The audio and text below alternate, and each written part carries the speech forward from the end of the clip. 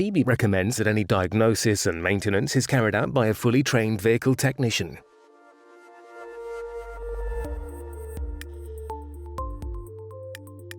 As part of the process for replacing brake pads and discs, you should always check the brake fluid level and condition. Change the fluid if necessary and drain a small amount as required to allow for the fluid returning from the pistons as they're retracted.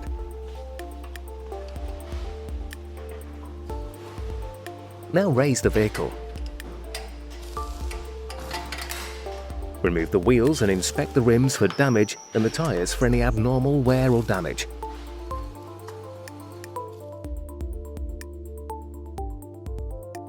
Note that when removing the brake caliper, some vehicles may have a pad wear indicator which will also need to be disconnected. Use suitable tools when unbolting the brake caliper.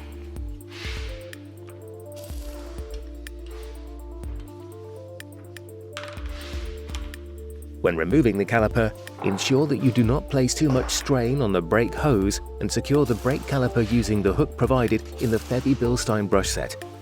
If any parts are stuck, always ensure the correct tools are used to remove them. Unbolt the caliper carrier. When removing the brake discs, it is advisable not to use excessive force such as striking them with a hammer, as this can cause damage to the wheel hub and wheel bearings, as well as failure of the ABS sensor. Now remove the pads and guide plates, ensuring that you do not apply too much force when removing them.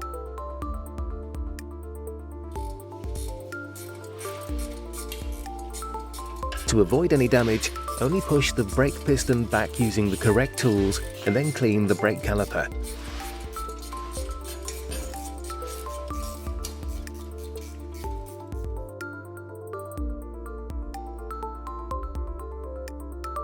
Inspect the caliper for damage, paying particular attention to the protective dust cover and the caliper slider guides.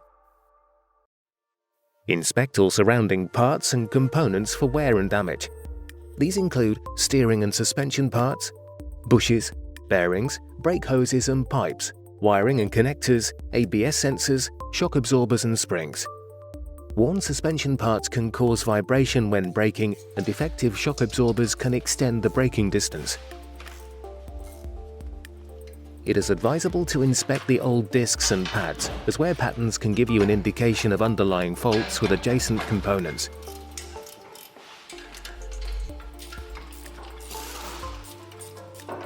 Always thoroughly clean the wheel hub and ensure all corrosion is removed, as an uneven surface can lead to problems with braking, such as judder.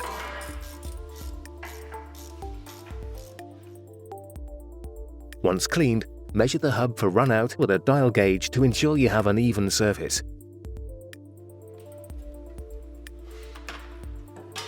Some new brake discs may be supplied with an oil-based protective coating, which will need to be removed before fitting.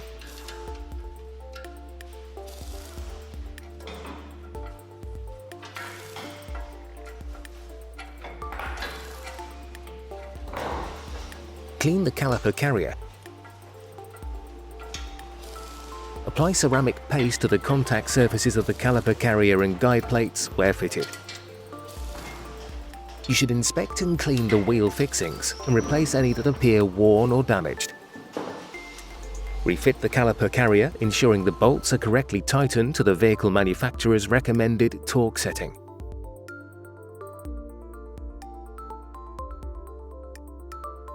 Apply ceramic paste to the contact surfaces of the brake pads, being careful not to get any on the friction surfaces. The new brake pads should fit easily into the carriers without the need to apply any force.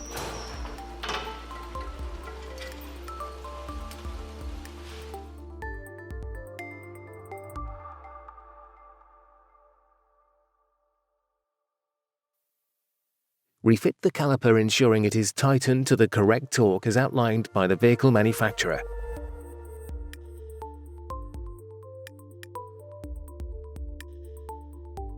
Reconnect the brake pad wear indicator.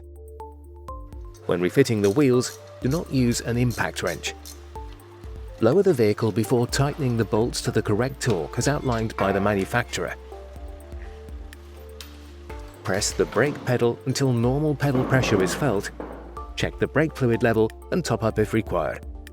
Finally, take the vehicle for a test drive to ensure correct operation of the braking system.